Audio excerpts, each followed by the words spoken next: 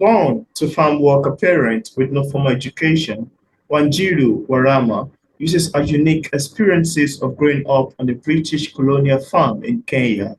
Her world travels, her work background, and as an immigrant in the United States to write biographical nonfiction books that enlightens, entertains, and inspire readers to share their own stories, whether it is in writing, recording, or verbally.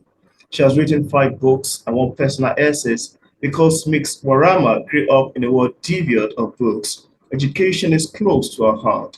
That's the only way she knows that will enable a person born under a cloud of disadvantages to escape the dehumanizing grind of poverty similar to the ones she endured in her younger years.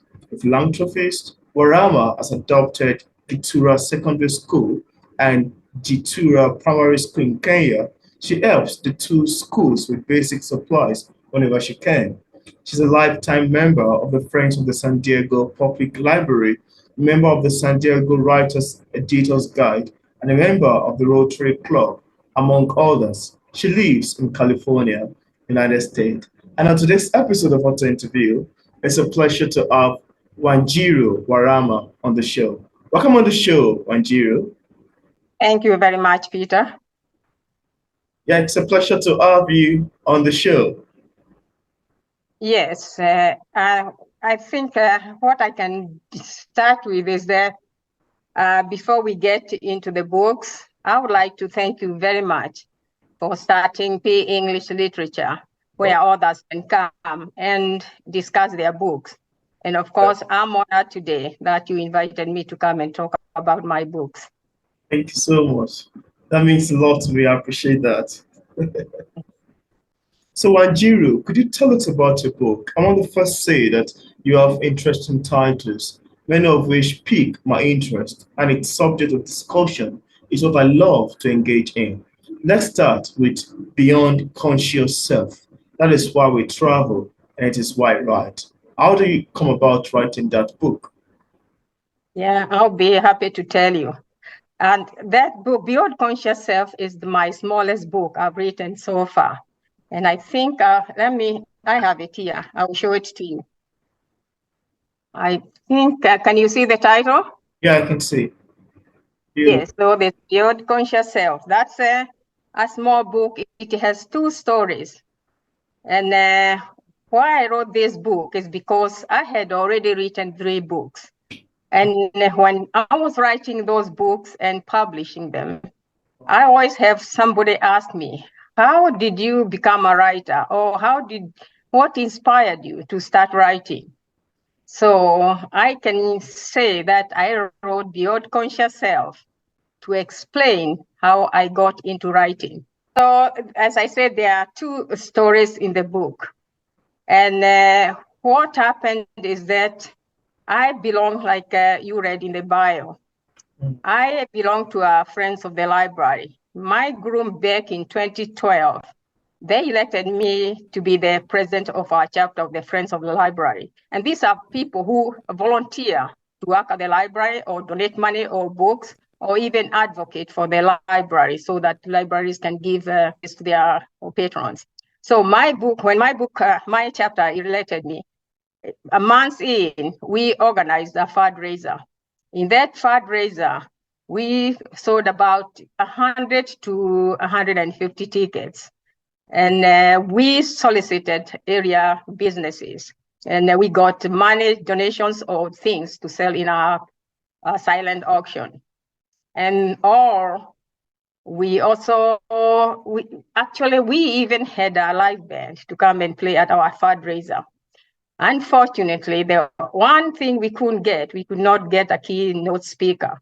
1 week before the event, my members said, okay, you are the president. So give a short speech. They did not tell me what to talk about. And I don't know whether I told you before you opened that I kind of stay under the radar.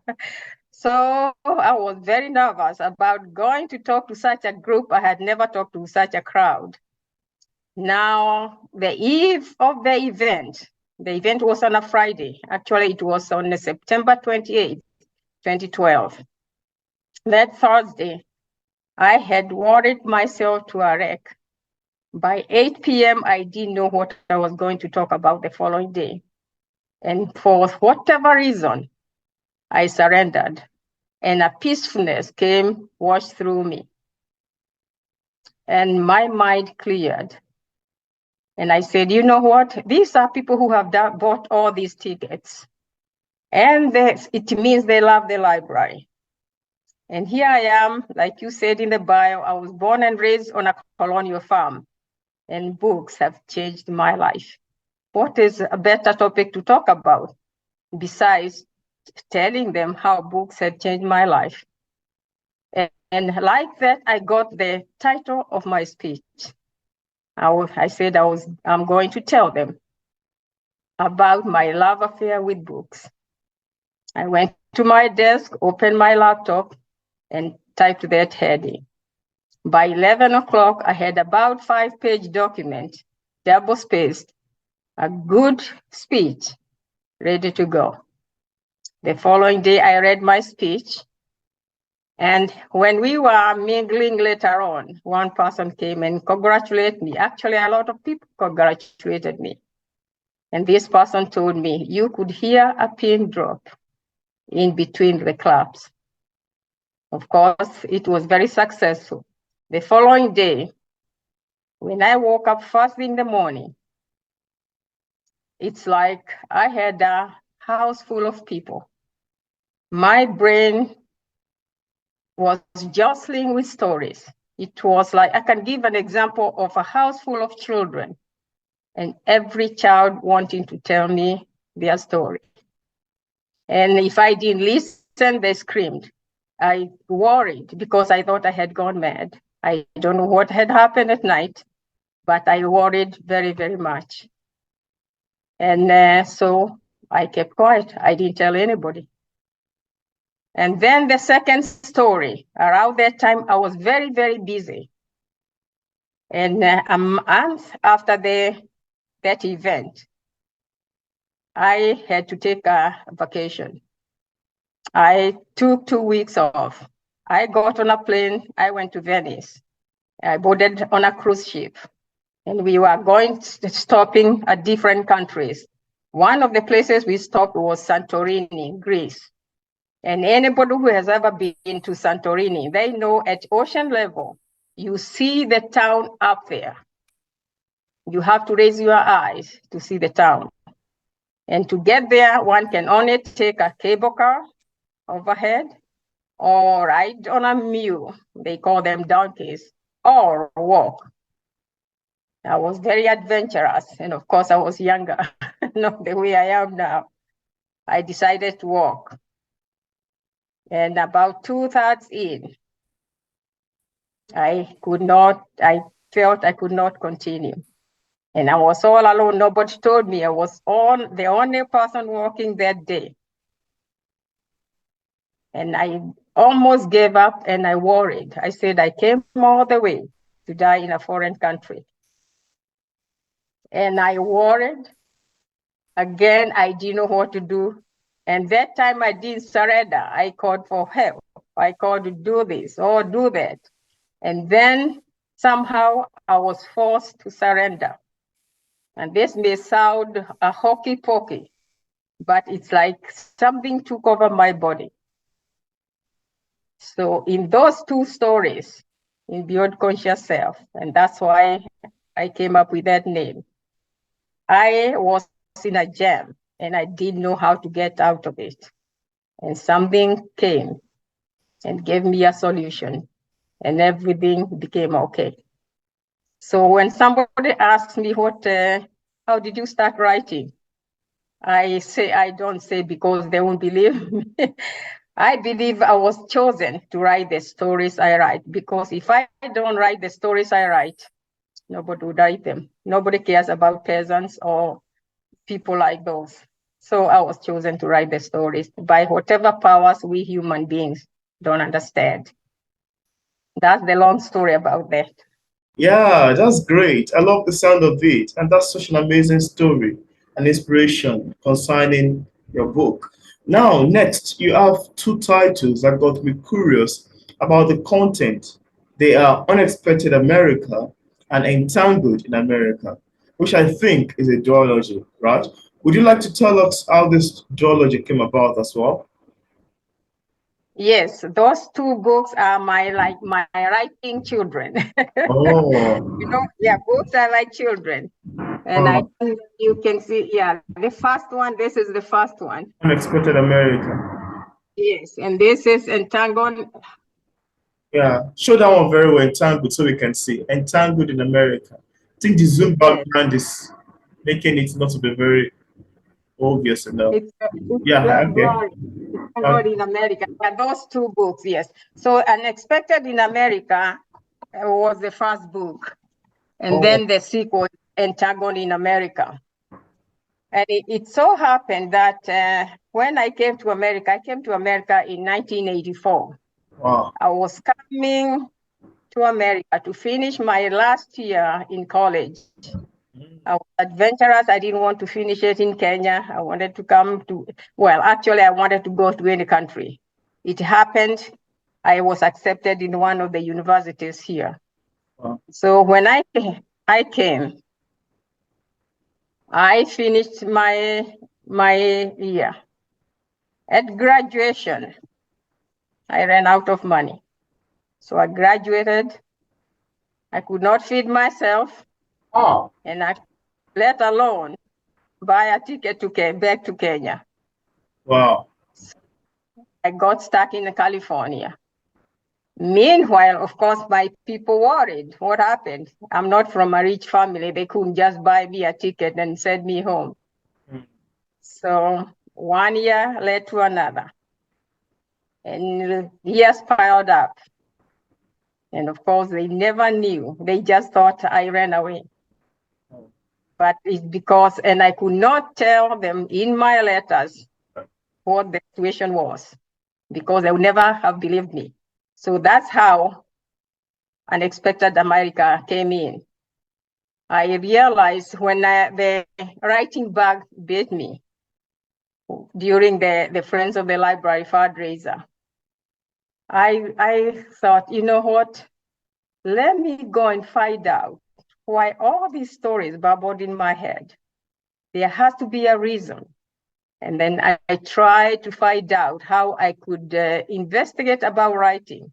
I didn't think there was much to it because, I mean, if I had written those 20-page papers in college, I thought writing was not much to it. But so after about a month, I joined a writers group. I was overwhelmed how writing was so different from what I thought. And this group, people were reading whatever they wrote, they come and write in front of the book and they got feedback or critiqued. Well, of course, I thought, you know what, I'm just going to stay here and observe. But meantime, I'm going to just write headings for topics that come to mind. And I just wrote chapters or just papers, and I just kept them. In 6 months, I saw a theme taking shape. It was all about my life in America. How devastated I was when I came here, the loneliness and the lack of money and the cultural shock. The cultural shock was so big that it's like I started my life all over again. Those were stories I was writing without even being conscious. So I decided, you know what, maybe I can write a book and tell my family in the book why, because I can be very frank, why I stayed in America. And that's how the book started. But by the year end, I had written so much that it morphed into those two books.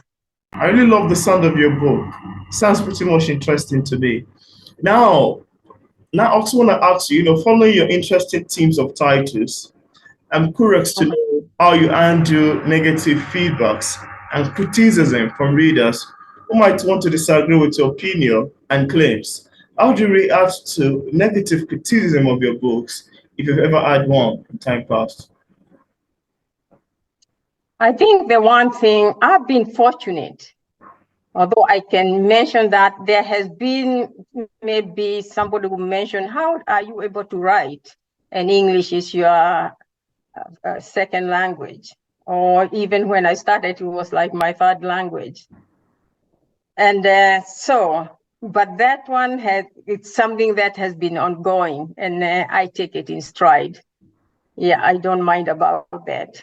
But I've been fortunate in that the stories I write, as I mentioned, are biographical. I write nonfiction. And these stories, I don't write the stories. Nobody is going to write them. So there is no reader who can come forward and say, critique my stories, because how would they write them? No, they wouldn't write them. Maybe they can critique the way I have presented them. But other than that, I haven't had that pushback about my writing. Wow, that's amazing to know. And I'm happy to know how you react to criticism, and your response to this is quite great. Then, I have a thin skin like every writer. then Wanjiru, you also have another book titled Years of Shame, which I found very pulling by the title. Now, without giving too much information away, could you tell us about the making of Years of Shame? The book Years of Shame was a very painful book for me to write. And I can show the book here. Mm. Can you see the Years I of can Shame? see it. Yeah, Years of Shame. Yes. It was very painful for me to write. It's about marginalization of women from infancy to old age. There are three stories. One is about an infant who came out a girl instead of a boy. You know how some parents can be, some parents, especially in Africa, I know they want a boy. So this girl was unfortunate, she became a girl. And then the other story is about a teenager. And her name is Jana. And the other story is about another woman. But the main story is about Jana, the 14-year-old teenager. Jana's tribe traditional practice was that boys and girls went through rites of passage, which we call circumcision. Mm. But along the way, through evolution, the tribe stopped subjecting their girls to such an arduous practice, which we now call female genital mutilation. Mm. Yes, and that is against the law in Kenya. But somehow, there is always somebody under the radar who subjects that to their daughters. So the Jana tells her story, and pre the mutilation and post the mutilation. And she dwells mainly on the psychological and shame that she had to live with for years and years. But finally, she found something that she could address her situation with, and that made a bit of a difference in her quality of life. So it's a very, very sad story, but it's a first account of a victim telling, even before it happened to her. Well, I can even see that it's a sad story, even from your description. And the mention of the genital mutilation. I've heard about that so many times. So that sounds like something that will be very emotional and quite intriguing to read.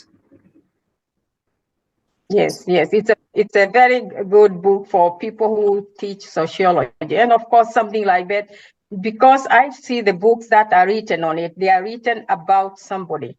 But this is Jana telling her story and how it affected. And normally people, I think, talk mainly about the physical part. but Jana deals with the psychological, which is even worse. Yes. Yeah, that's it. That's great. I'm also curious to know if you experienced any challenges while writing your book. If there is any, could you share with us what challenge it is and how you ultimately overcame it? I think writing is work in progress. When I started writing, I thought all I'm going to do is the craft, the writing. Before I realized there are three aspects of writing. There is the craft, which is writing part, and that's the part I love to do. Then there is the art. Writing is an art form, the storytelling part. Yeah, so those two I had to cultivate, but yeah, let me go to the third one, the business part. I never thought about the business part. Yes, so the business part where you have to really know how to get that book to the public. Whether it's the cover, whether it's the formatting, whether it's the publicity, the promotion, the marketing, all the marketing. Every writer I know writes about the marketing. So that the first two, the craft and the art, the storytelling, those ones I take them in stride because I know I can read books, I can go to seminars, I can join a Facebook group where I can ask a question. Absolutely. A question. Yes. So, and of course, it's persistence. And the more you write, the better one gets. Absolutely.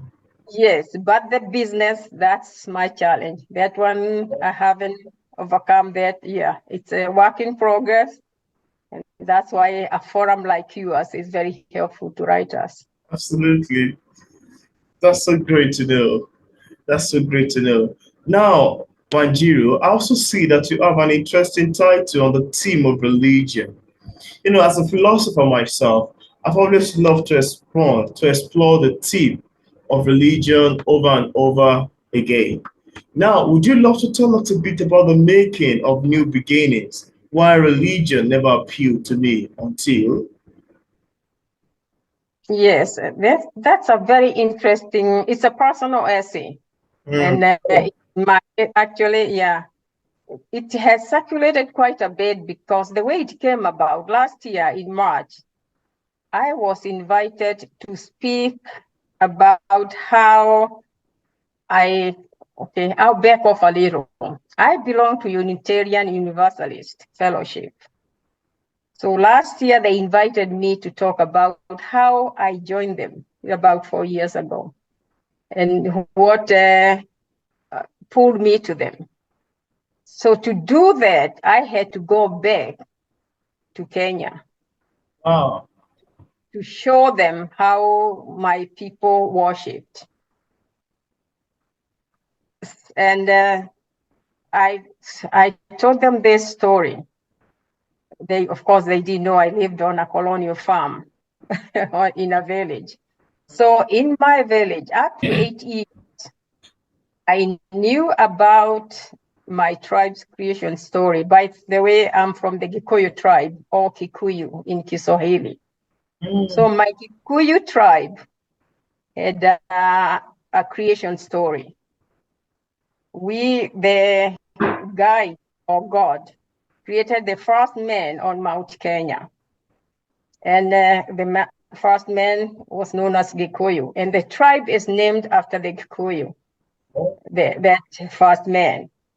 So at 8 years old, I knew that's where my people came. They were our primordial parents. And that's why we were called Kikuyus. And then Christianity sweeps through the village. And of course, it's a long story because it was during the war. It was better off if they were Christian. So, and as a colony, yes, you had everything traditional or that pertained to the natives was suppressed. So Christians swept through our village. It devastated a lot of families. By the time it reached my homestead. My mother got converted to Christianity, and my father remained a traditionalist. Wow. And that brought a friction in my family. And for the first time, I had never seen my parents quarrel. Wow. But for the first time, my parents fought over that. Wow. And fought on the yard, in the courtyard, when wow. we at 8 o'clock and even 8 years, and even my younger siblings, we watched them. And I said, if my parents can fight because of Christianity, I never want to hear anything about Christianity. And it's terrible, the things children hear when they are little. It affects them for life. So me, I just went through the motions with Christianity. Years and years and years. Wow, that's an amazing one actually, because I love that too. And I myself, I've always loved talking about religion, how we all came to pick up religion out of that. So Wanjiru, apart from the books we've mentioned so far, do you have any other works you've authored or currently working on? Yeah, yes, I am almost working. I work too hard for my books. Anyhow, the books we have talked about, they all straddle America and Kenya. Even if they are based in United States, there is always a part of Kenya there, except the beyond conscious self that straddles America and Greece. But the books, now I've decided to go back where it all started, on that colonial farm. And I'm writing a series known as the Colonized series. I don't know how many books they are going to be, but it starts from 1884, when the European powers met in Berlin, Germany, and chopped up Africa among themselves. And Kenya went to the British. And then the final book will reach 1984, when I came to America. And that's 100 years, yes. Wow, that's beautiful. That's quite amazing. And I hope you are going to invite me and come and present my series in future. That's amazing to know. So Wanjiru, could you tell us where interested viewers, in case we have people watching this interview and they'd love to get a copy of any of your books, on what platform are they available on for purchase? Yes, my books are in several places, but the main home is the Amazon. Somebody can go through my website, wanjiruwarama.com, or even my Facebook page, or just go directly to the to Amazon and write my name. And one can read samples. The 4 books are in print, ebook, and audiobook. So somebody can just click and listen to the samples or read the samples. That's great. And I've left a link in the description part of this interview where viewers can get a copy of Wanjiru's book. Thank you so much, Wanjiru, for accepting the invitation to be featured on P English Literature. It's a pleasure having you on the show. It's an honor to be here. Thank you, Peter. Yeah, you're welcome.